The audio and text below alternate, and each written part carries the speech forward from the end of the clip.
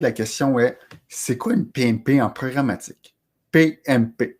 Qu'est-ce que ça veut dire PMP? Ça veut dire Private Marketplace.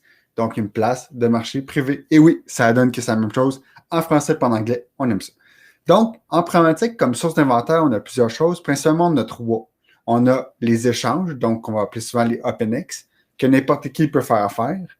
On a les PMP, donc les places de marché privé, les Private Marketplace, qu'on a des ententes avec des gens, et on a la garantie, qui est là complètement différent, qui est une entente qui est juste avec un partenaire et qu'on a un nombre d'impressions garanties, puis que tout est réglé du bord de l'autre partenaire.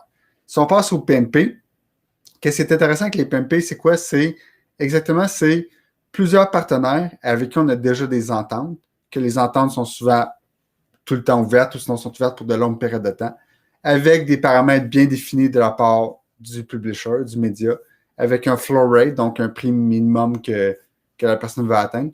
Et cela nous permet de dire, bon, ben, plateforme programmatique, s'il vous plaît, peux-tu juste acheter dans toute cette place de marché privé-là mes différents partenaires et ne pas aller dans l'Open Exchange? Donc, ça permet à l'équipe programmatique de facilement les cibler un réseau de sites qui est déjà établi, un réseau de sites avec lesquels on a peut-être des meilleurs prix qui sont disponibles sur l'Open Exchange. Donc, souvent, c'est pratique. Qu'est-ce qu'une PMP n'est pas? Donc, PMP, il faut attention avec le terme PMP et en même temps le terme premium. Les PMP sont souvent sur des sites qu'on connaît la source, qu'on connaît l'inventaire, mais ça ne veut pas dire non plus que c'est des sites premium dans le sens, c'est pas juste la presse, c'est pas juste du journalmontréal.com, c'est pas juste, bref, premium en plus, c'est très relatif selon la personne qui parle. Donc, PMP ne veut pas dire premium, PMP a vraiment comme signification des gens avec lesquels on a déjà des ententes. Donc, si quelqu'un en programmatique vous dit « Hey, on va tisser à PMP », il faut définir avec lui exactement de quoi il parle, parce que sinon, PMP, on peut faire des PMP avec le monde entier si on veut.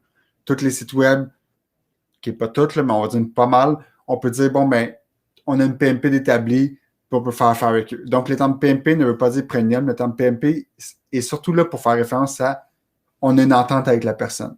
Donc, quand on dit le terme hey, on va tisser à PMP, souvent, ce qu'on fait une sous-référence à on va dessus sur nos deals, par exemple.